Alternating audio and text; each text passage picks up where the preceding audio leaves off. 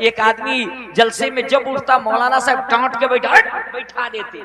जलसा खत्म, इमाम साहब ने कहा अब जाओ जी जहां जाना है। कहा इमाम साहब अब कहां जाए, जिस काम के लिए जा रहे थे वो तो यही हो गया, थोड़ा सा जगह लेने दीजिए, रात के 12 बज चुके हैं ना, इसलिए अच्छों का 12 बज जाता है। तो हर चीज के 3 हिस्से होते हैं। कितने हिस्से? जोर से बोले ना बाबा, कितने हिस्से? 3 हिस्से।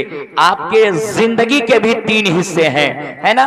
बचपना, जवानी, बुढ़ापा, यही है ना, यही है ना भाई, यही है ना, है? उसी तरीके से रात के भी 3 हिस्से हैं। शाम से लेकर के ऐशा तक रात बचपने में रहती है, और ऐशा से लेकर के 12 बजे तक रात जवान रहती है। क्या रहती है? और 12 बजे से लेकर के फजर तक रात बूढ़ी हो जाती है। क्या हो जाती है भाई? बूढ़ी हो जाती है। तो रात जब तक जवान थी बूढ़ों के हाथ लगी, और रात बुढ़ा गई है तो इस जवान के हाथ लगी है। अब दुआ कीजिए कि बुढ़िया निभ जाए, है ना? हमारे अबू बाबू के कान में कहिए सुभान अल्लाह। मोबाइल में मत देखिए, लाइव मत सुनिए, लाइव सुनिए फेस टू फेस। अब मोबाइल रख लीजिए, नहीं तो हम दूसरे का मोबाइल देखते तो मेरा मन गौजिया जाता है, हम देहाती है ना, घूम जाता है। तो इसलिए मोबाइल को रख लीजिए, आज हमको देखिए, कुछ हूं हाँ बोलिए ना, मुस्कुराइए ना भाई। मुस्कुराइएगा तो निकाह नहीं टूटेगा। आप मुस्कुरा करके सुभान अल्लाह बोलिएगा तो हम मोटे नहीं हो जाएंगे, बल्कि करके सुभान अल्लाह बोलिएगा तो आपका मर्तबा जरूर बुलंद हो जाएगा। तो जरा सा मुस्कुरा करके बोलिए सुभान अल्लाह। माँ बाप की मोहब्बत में मुस्कुरा करके बोले सुभान अल्लाह। सास ससुर की मोहब्बत में देखिए, जिसकी शादी नहीं हुई वो भी बोल रहा है, अरे जिसकी हो गई है वही मोहब्बत में बोले। जो लोग बेटी में है वो इंतजार करें, थोड़ा सा जगह लेने दीजिए हजरत। क्या कहिएगा?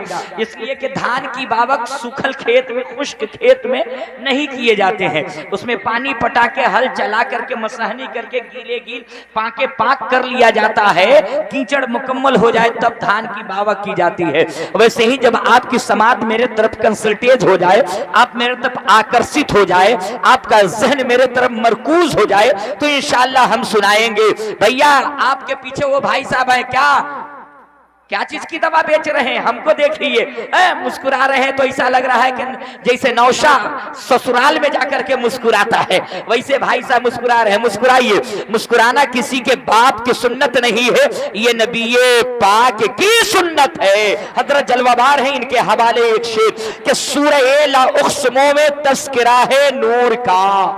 सूरह ला उक़्सिमु में तज़किरा है नूर का। जिस जगह वो पांव रख दे है वो टुकड़ा नूर का। और शहर तैबा की गली का जर्रा जर्रा नूर का।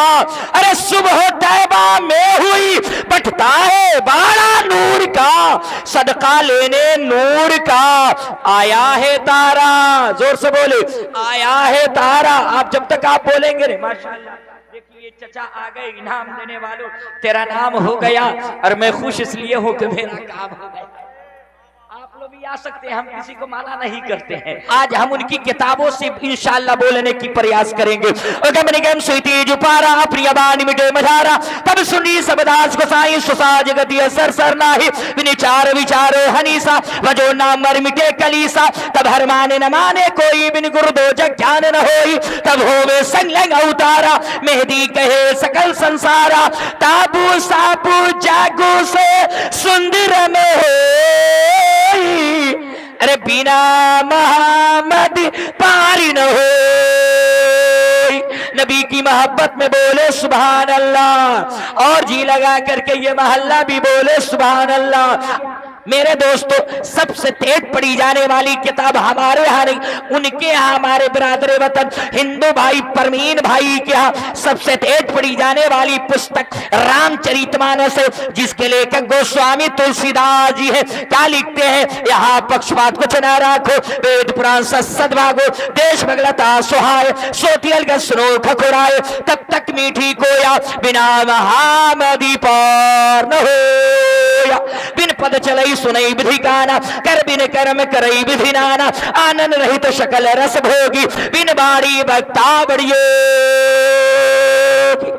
मेरे दोस्तों अभी social media, Twitter, Facebook, WhatsApp पे देखे होंगे कि एक मौलवी साहब बात कर रहे थे कि खुदा है, और एक नास्तिक, एक डहरिया, एक गाने का लेखक जावेद अख्तर ये बहस कर रहा था कि खुदा नहीं है। मगर आइए बिरादरे वत नकल कुफ्र कुफ्र नबाशत मेरे दोस्तों, दुनिया के अंदर जितना धर्म पाया जाता है, जितने अदियान पाए जाते हैं, जितने मज़ाहिब पाए जाते हैं, सिवाय नास्तिक धर्म को छोड़ के, सिवाय दहरिया धर्म को छोड़ के, हर धर्म में एक ही खुदा का तस्वुर लिया गया है, एक ही खुदा के बारे में बताया गया है, एक ही खुदा के आगे माथा टेकने को कहा गया है। आइए ऋग्वेद का मंत्र उठाइए, ऋग्वेद के अंदर आया है, तुम्ही कम ब्रोरियम तुम्ही कम श्रोरियम तुम्ही कम जगत कारणम विश्रूपम यको चट्टी सुवरा यको जगत गुरु सरोतार सत्य सरोग्रं सत्य एकम ब्रह्म द्वितीय निहरनास्ते किंचन कुंभ कुंभ कुंभ भजनम यसरानम पंडितम गौरानम स्वाहा ओम भूर्भुवः स्वाहा ओम कुरु कुरु स्वाहा ओम देव स्वाहा ओम मंगलम स्वाहा। आप लोग समझ गए? आप लोग वही समझवे करते हैं जो हम लोग नहीं समझते। मौलाना जो नहीं समझता है मुक्तदी खूब समझता है ना।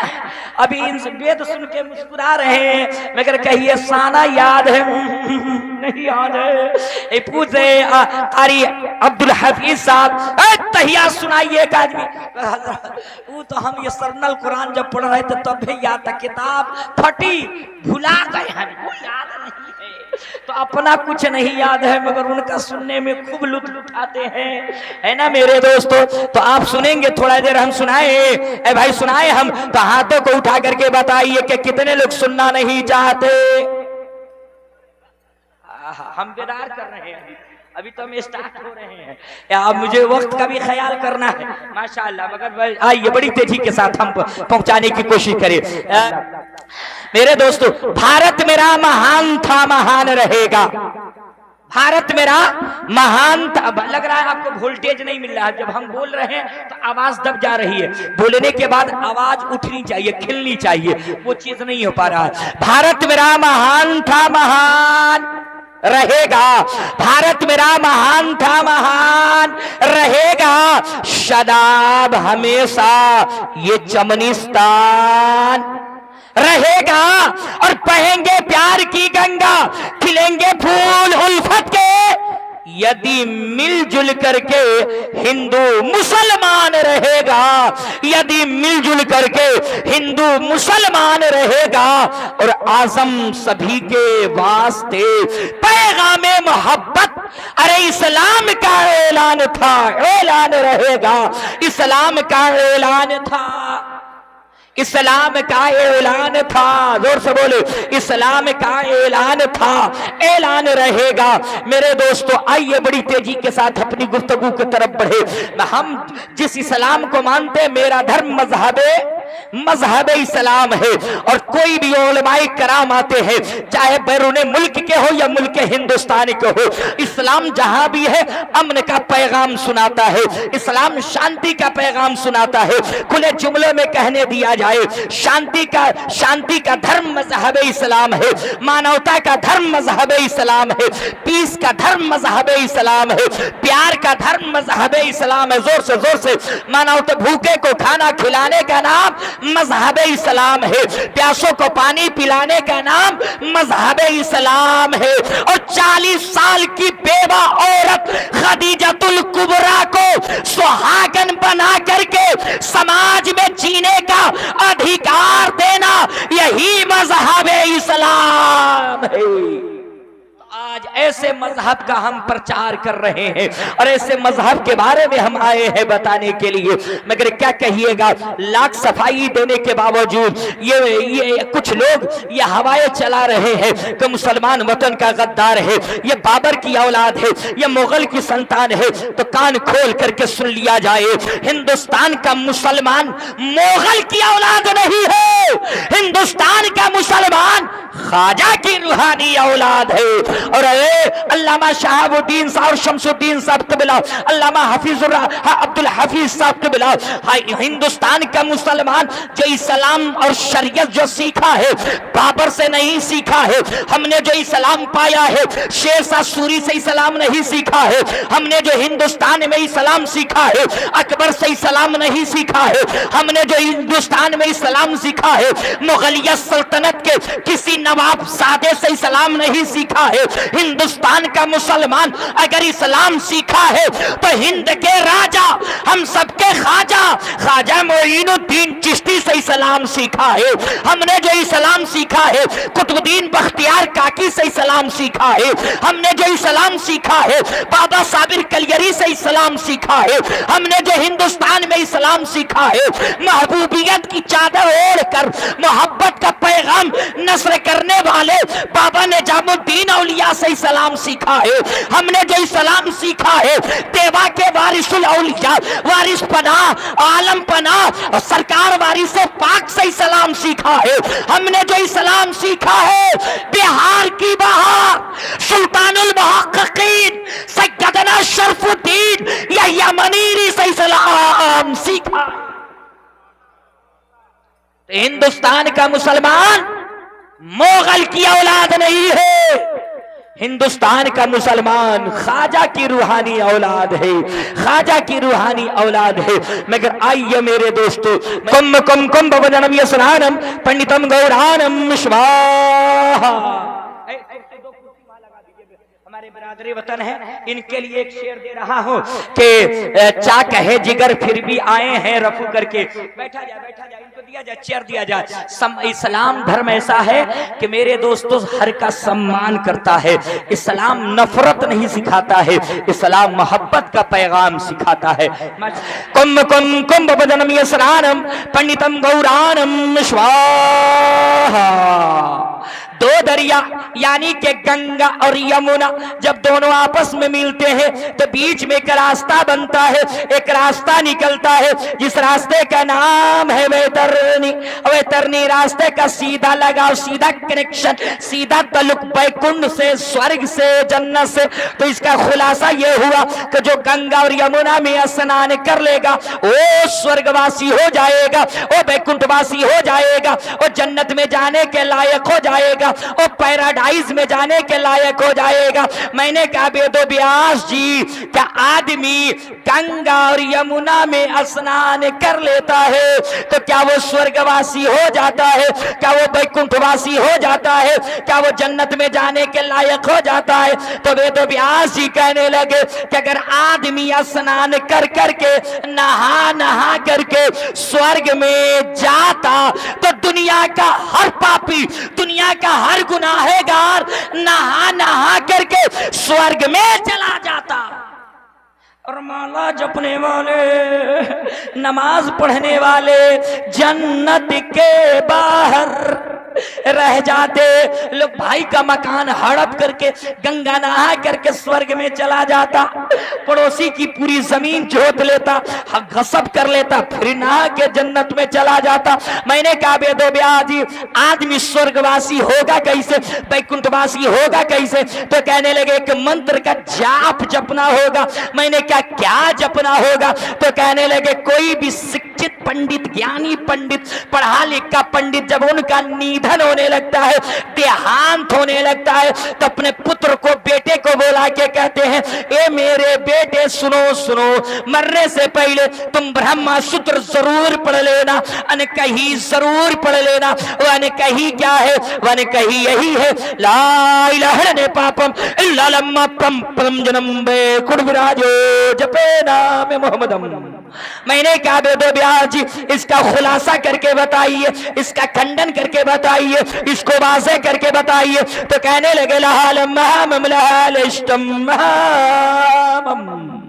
मैंने कहा बेदो ब्यास जी मंत्र में सुनाइए, इसका तर्जमा, इसका खंडन करके बताइए। तो कहने लगे ला इलाहा इल्लल्लाह पापम, ला इलाहा इल्लल्लाह पढ़ने से हृदय का पाप नष्ट हो जाता है। ला इलाहा इल्लल्लाह पढ़ने से मन साफ हो जाता है। ला इलाहा इल्लल्लाह पढ़ने से पाप डिलीट हो जाता है। ला इलाहा इल्लल्लाह पढ़ने से दिल पाक, जोर से दिल पाक हो जाता है। ला इलाहा इल्लल्लाह पढ़ने से पाप नष्ट। अच्छा, आप पाप जानते हैं? हूँ हाँ बोलिए ना। ऐसा लग रहा है कि जैसे आप पापे नहीं जानते हो, गुनाह नहीं जानते हो। आज का मुसलमान पाप नहीं जानेगा तो कौन जानेगा। अभी चंद महीने रमजान गुजरा, रमजान का चांद अभी निकला नहीं, तब तक के आज का मुसलमान पुर्जी लिखवा लेगा, गैस्ट्रिक की दवा खरीद के जेब में रख लेगा और खुलेआम चौक चौराहा पे चाय पान चालू है। मिल गए अल्लामा शमसुद्दीन साहब, मिल गए अल्लामा शहाबुद्दीन साहब, खुलेआम चाय पी रहे हो। रमजान का महीना चल रहा है, बंद करो पान और चाय, तो कुछ नहीं कहेगा। निकालता है आज का मुसलमान दवाई का गजरो, ये देखिए गैस्ट्रिक की बीमारी हो गई है, तबीयत बराबर नहीं है। तो आज का मुसलमान पाप नहीं जानेगा तो कौन जानेगा। आज का नेता हो या अभिनेता कम नहीं बिगड़ा है। आज का मुसलमान नेता भी कैमरिक का कुर्ता पहन करके रमजान के महीने में रोज इफ्तारी बदल बदल के मस्जिद में करता है। 6 गो चेला आगे पीछे मोबाइल लेकर के रहता है। नेताजी बैठे वो भी फोटो, नेताजी खाए वो भी फोटो। जो अजमा खजूर लेकर के नेताजी छील छाल करके ओके करके हाथ में रहते हैं। जो ये रमजान के महीने में इफ्तार के लिए तैयार लोग बैठे रहते हैं, नेताजी भी तैयार। मुअज्जिन साहब कहे अल्लाहु अकबर अल्लाहु अकबर, नेताजी आधा खजूर मुंह में आधा बाहर, कच सिन काटे फट सिन फोटो चेला खींचा। और कल फेसबुक व्हाट्सएप अखबार में आया, फला नेताजी रोजा खोलते हुए नजर आए। अरे नेताजी का रोजा खोलेंगे जब उनका रोजा ही बंद नहीं था। अरे बंद हो तब ना खोले, बंद हो तब ना खोले, जिसका खुला है उसको क्या खोले। तो आज का मुसलमान पाप नहीं जानेगा तो कौन जानेगा। और आज का चच्चा लोग मत पूछिए, ये लोग भी कम नहीं बिगड़े हैं। रमजान के महीना में सहरी इफ्तार रोजा सब बराबर। फजर के बाद लंबी तस्बीह पढ़ते, कांधा पे फावड़ा कोदाल लेके खेत में अब पहुंच जाएंगे, तस्बीह जेब में, नियत बिगड़ गई, तस्बीह अंदर गई, नियत बिगड़ गई। कोदाल से फावड़ा से पड़ोस की पगडंडी को इतना काटते हैं, इतना छाटते हैं कि जिलेबी इमरती की तरह सीधा कर देते हैं। तो आज का मुसलमान पाप नहीं जानेगा तो कौन जानेगा। ये तो चच्चा लोग हैं, मगर आज का नौजवान भी कम नहीं बिगड़ा है। निकाही टोपी एक बीता लंबी पहन करके जुमे की नमाज पढ़ता है, 2 घंटा मस्जिद से बाहर। असर के वक्त आएगा, कहेगा अल्लामा अब्दुल हफीज साहब जरा सा चूना लगाइए है। तो अल्लामा अब्दुल हफीज ने कहा मौलाना लोग किसी को चूना नहीं लगाता है, मौलाना लोग तो पूरी दुनिया चूना लगा रही है, मौलाना को टोपी दूसरा कोई पहना रहा है, हम काहे को किसी को टोपी लगावे, टोपी पहनावे, चूना लगाए। तो कहता गया हजरत वो चूना नहीं ना, खैनी वाला चूना लगाइए। चूना लगा करके रगड़ ही रहा था, इतने में असर की अजान हो गई। अल्लाहु अकबर अल्लाहु अकबर। अल्लामा अब्दुल हफीज साहब ने कहा बाबू असर की अजान हो गई है, चल असर की नमाज पढ़ ले। तो आज का नौजवान क्या कहता, हजरत जाइए पढ़िए, हमको छोड़ दीजिए। कहे जुमा का दिन है, भला आदमी की तरह वजू कर, चल असर की नमाज पढ़।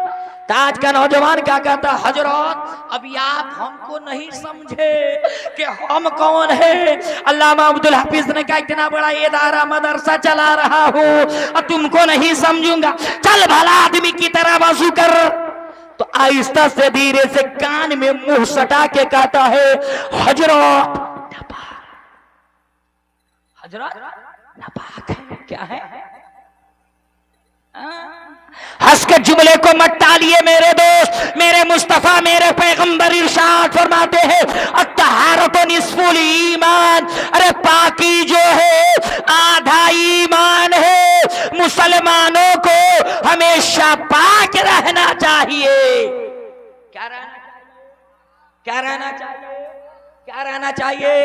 मगर आज का नौजवान जो पहनता है पत्ते नहीं चल पाता है कि पहन के सिलवाया है कि सिलवा के घुसा है, इतना फिटिंग पहनता है और रोड के किनारे खड़ा हो जाएगा, कान के नीचे मोबाइल दाबेगा, मारेगा चैन घस, दमकल चालू, निस्बिल बोर्ड चालू। अब चाहे अल्लामा शहाबुद्दीन साहब आ जाए, अल्लामा शमसुद्दीन साहब आए या अल्लामा अब्दुल हफीज साहब आए, कोई फर्क पड़ने को नहीं है। दमकल चालू है तो चालू है, निस्बिल बोर्ड चालू है तो चालू है।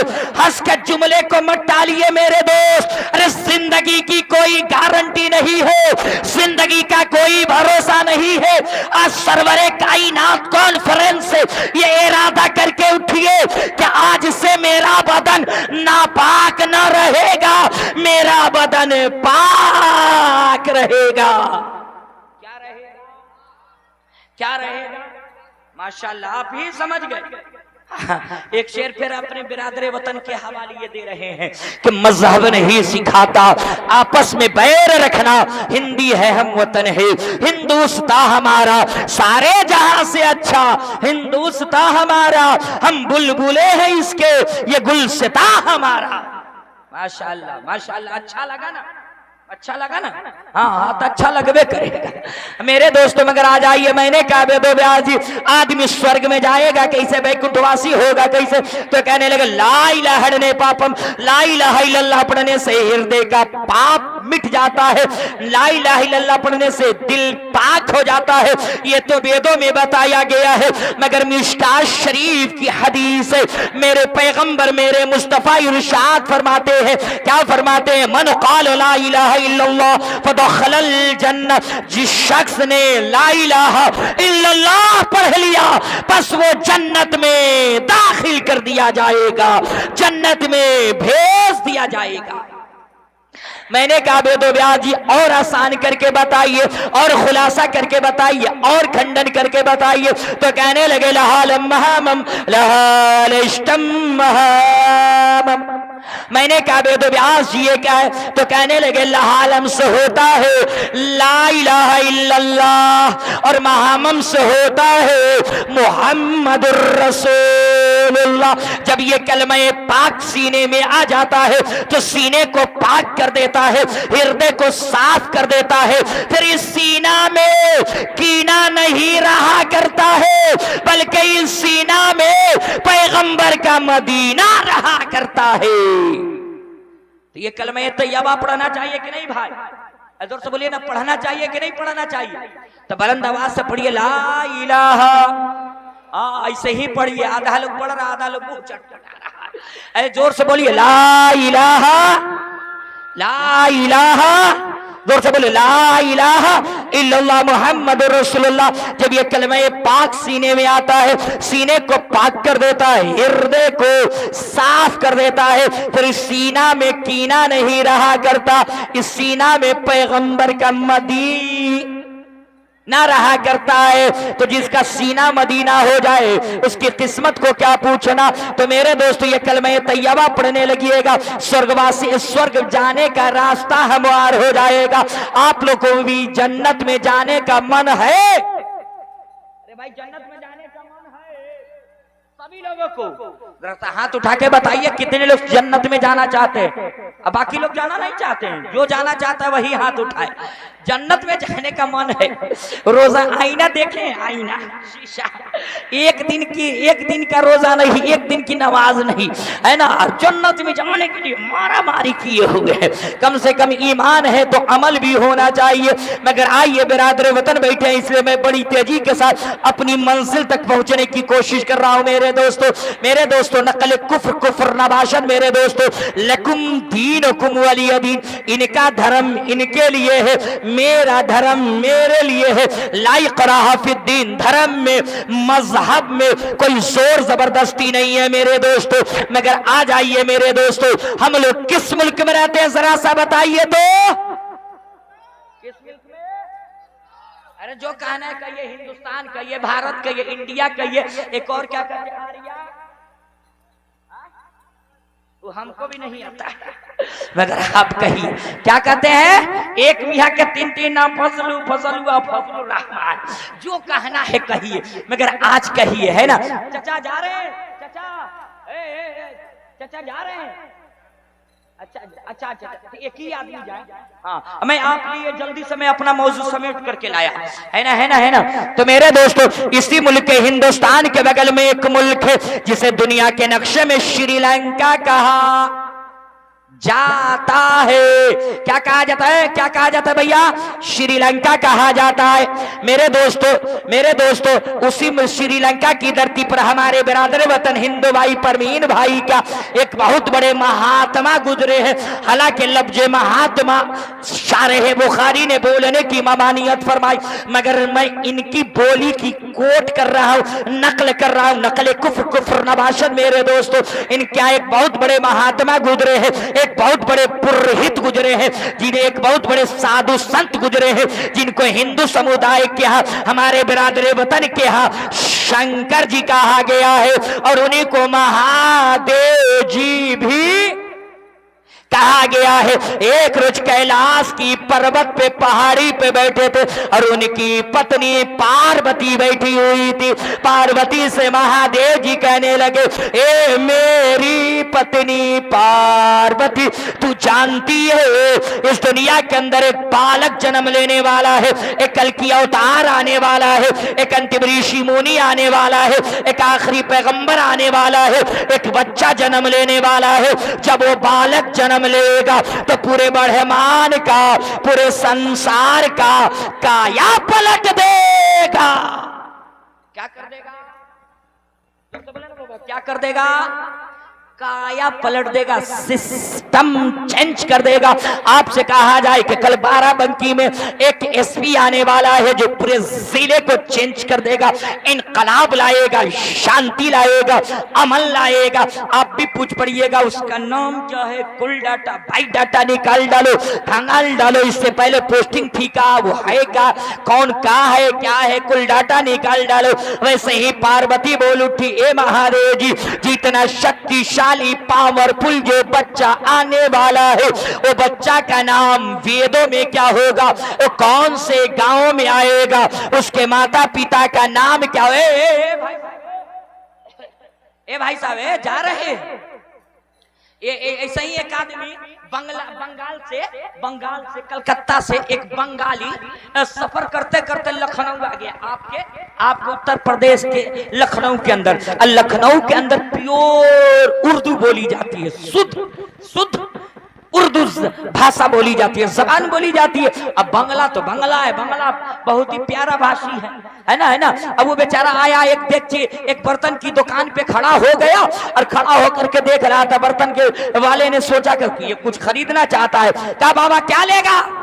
तो बंगाली बोला अमूद एक चीज, एक छोटा सा देगची निकाल करके रख दिया काउंटर पे। चुपचाप खड़ा रहा बंगाली, कहा कि ये नहीं चाहिए ना, अमूद एक चीज। और क्या हुआ, दूसरा बड़ा सा देगची निकाल, बड़ी देगची निकाल के रख दिया। फिर थोड़ी देर के बाद क्या, लेता क्यों नहीं है? कहना अमूद एक चीज, तो लमहर देगचा निकाल करके रख दिया बड़ा सा। उसके बाद में गर्म हो गया दुकान वाला, कहा लेता क्यों नहीं है? तो बगल वाला कह रहे ये देगची नहीं कह रहा, ये देखी, मगर ये देख रहा है ना। तो भाषा का जरा सा अंतराल हो जाए तो आदमी कंफ्यूज हो जाता है ना। तो जरा सा आप भी मुस्कुरा करके बोल दीजिए सुभान अल्लाह, और जी लगा करके बोल दीजिए सुभान अल्लाह। मेरे दोस्तों, जवाब मिला, ए मेरी पत्नी पार्वती, तू जानती है इस दुनिया के अंदर जो बालक आएगा उसका वेदों में नाम क्या होगा? आप लोग अपनी किताबों से, इस्लामिक किताबों से सुनते रहते हैं, वेदों की दुनिया से सुनेंगे? अरे भाई सुनेंगे तो मुस्कुरा करके माँ बाप की मोहब्बत में बोल दे, और जी लगा करके बोले सुभान अल्लाह। मेरे दोस्तों, जवाब मिला, ये मेरी पत्नी पार्वती, जो बालक आने वाला है उस बालक को वेदों में कहा जाएगा ओ तारम मोहम्मदम इंदरम मित्तरम रुर्वम गुरुद्वानम। और जिस गांव में आएगा उस गांव का नाम होगा शम्बलगरा मुखियश ब्रह्मनाशमात्मान है, दाता का परास्ति युग युग महा, संतोषम महा, प्रथम महा, बलवतम महा।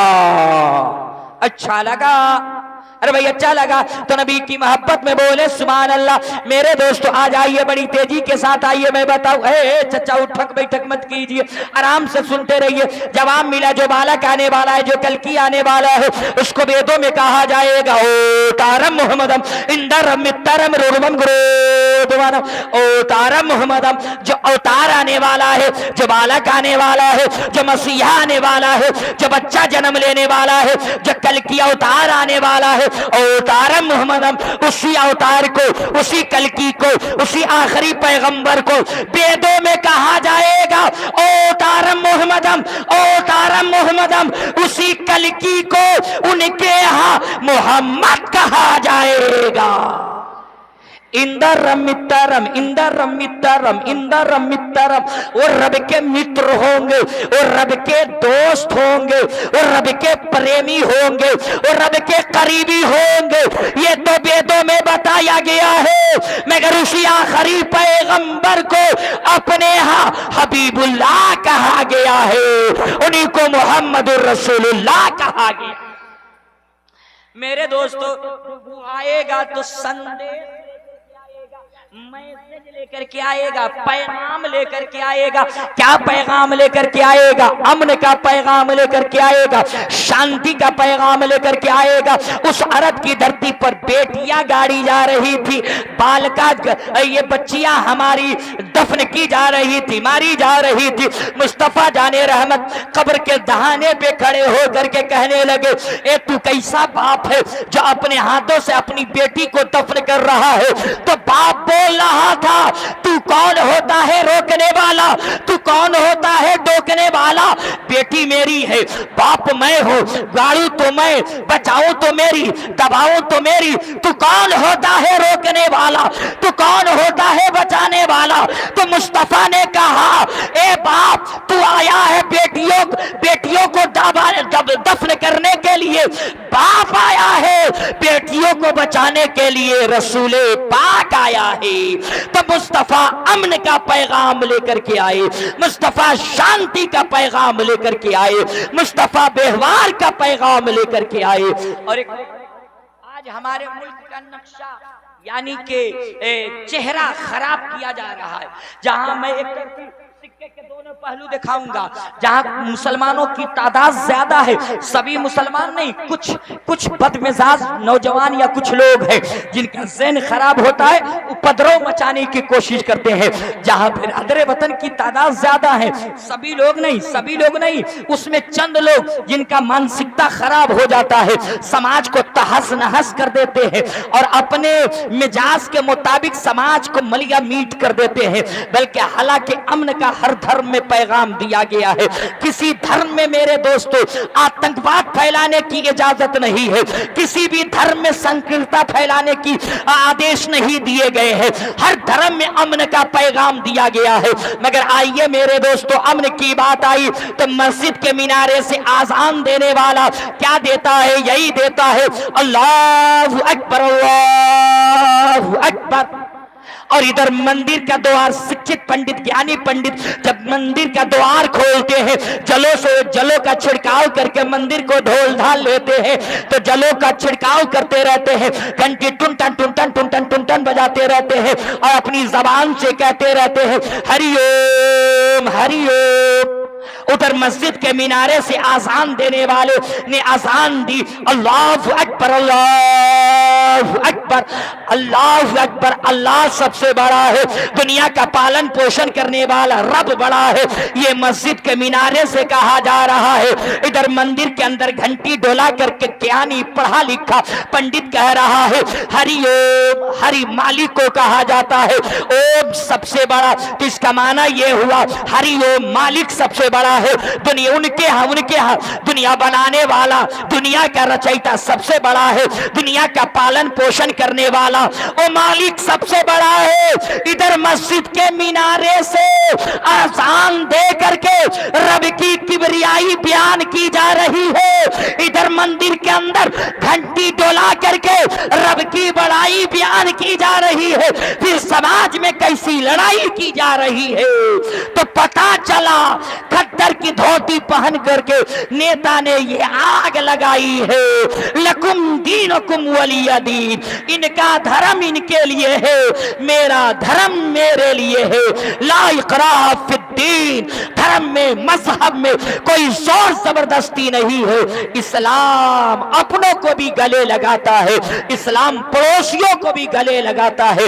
इस्लाम जहां भी रहा है अपने पड़ोसियों के हुकूक के बारे में बताया। ये नहीं कहा कि मुसलमान पड़ोसी है उसी का हक दे, हक हुकूक का ख्याल रखो। अगर तुम्हारा पड़ोसी यहूदी हो, नसरानी हो, हिंदू भाई हो, सभी के हुकूक का ख्याल रखना होगा।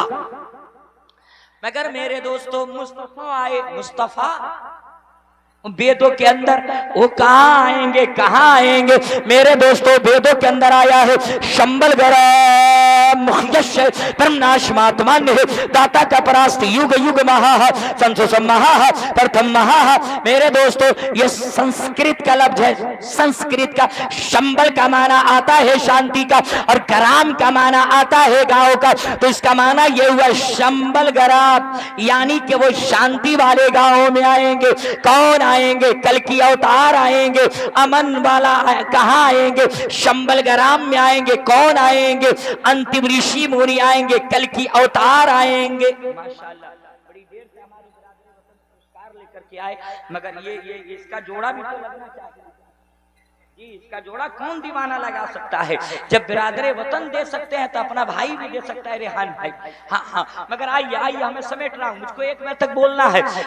मेरे पास समय भी नहीं। मेरे बाद शानदार खतीब मेरे बड़े भाई, हम सब हमारे उम्र में बड़े हैं, देख लीजिए चेहरे खिलते हुए। इंशाल्लाह इनका भी हजरत का खिताब करना है, सबका ख्याल करना है। इस्लाम किसी का हक मारने नहीं आया है, बल्कि मजलूमों का हक दिलाने के लिए आया है, यतीमों का हक दिलाने के लिए आया है, बेवाओं को इज्जत बख्शने के लिए आया है। तो तुम मेरे बड़े भाई हैं, उनका हक जरूर है कि मेरे बात बोले, खुल करके बोले, और मुझे दुआओं से शफकतों से नवाजे।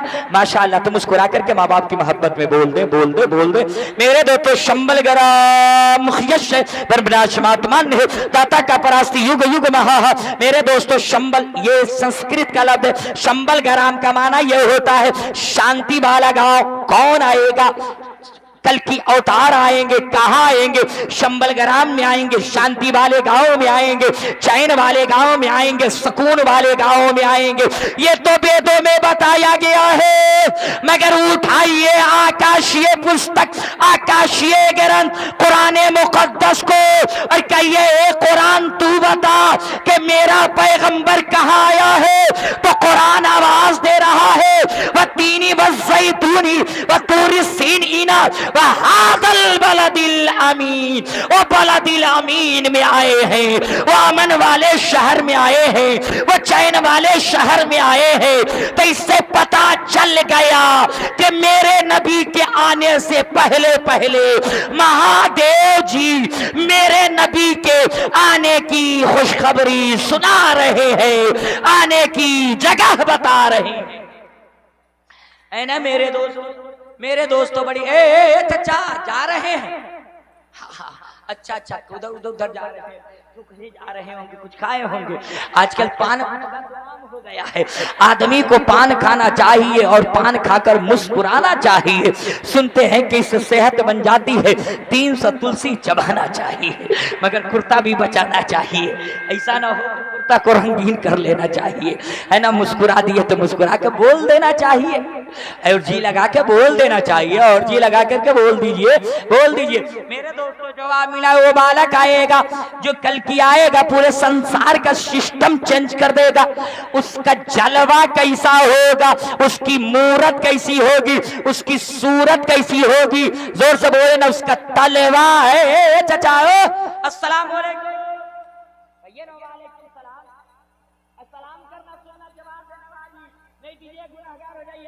आपने भी कहिए वालेकुम।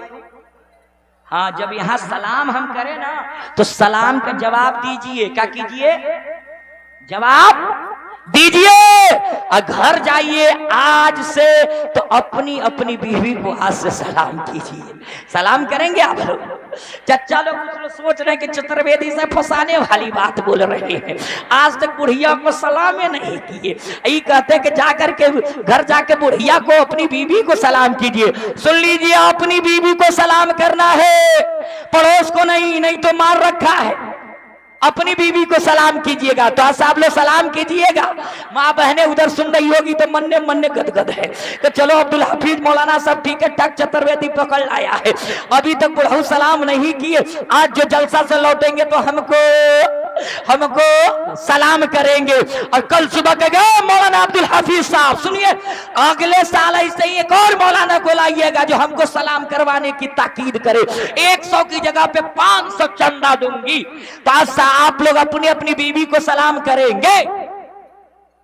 देखिए आधा मन सोचा फंसाने वाली बात है ना। अच्छा एक बात का, बीवी को सलाम करने के नफा और फायदा बता दूं, बेनिफिट बता दूं। आपकी बीवी नाराज हो, अरे बीवी हो, बीवी हो, चाहे मुफ्ती साहब की बीवी हो, चाहे पीर साहब की बीवी हो, या मुख्तदी साहब की बीवी हो, बीवी है। अब बीवी के सामने किसी का फतवा जल्दी नहीं चलता है ना। तो बीवी होती है, नाराज होते एक दिन अंदाजा करके देख लीजिए, खड़े रहते रहिएगा, बगल से राजधानी ट्रेन की तरह गुजरती है ना, हाँ हो तो दीवार में जा करके लड़ जाएगी। अगर आप सब्र का पुतला बन के खड़े रहे तो बावर्ची खाने के अंदर जाएगी, प्लेट जबरदस्ती गिरा देगी ताकि आप कुछ बोलिए, झगड़ा ठन जाए। बीवी होती है ना। तो ये बीवी की करिश्मा मैं बता रहा हूँ। तो बीवी को राजी कैसे कीजिएगा? घर जाइए और अपनी बीवी को कहे लड्डू की अम्मी अस्सलाम वालेकुम। लड्डू की बीवी नाम ऐसा ही रखा जाता है। पहले के जमाने में बेटा पैदा होता था, इमाम साहब, मुख्तदे इमाम साहब, पीर बुजुर्ग बड़े लोग नाम रखते थे। आज किसी के बेटे का नाम रख दिया अब्दुल लतीफ, पुराना है, नाम रख दिया अब्दुल हफीज का, ये पुराने हो ओल्ड मॉडल है। आज जो ही बेटे का नाम रखिएगा लड्डू, पेड़ा, जिलेबी, रसगुल्ला, पूरा खानदान रस में डूब जाता है ना। मेरे मुस्तफा इरशाद फरमाते हैं कि जिसने भी अपने बेटे का नाम मेरे नाम पे मोहम्मद रखा तो कल बरोज़े क़यामत उसके बाप की शफाअत करता नजर आऊंगा। तो बेटे का नाम अच्छा रखिए। जोर से बोलिए ना बाबा, क्या रखिए?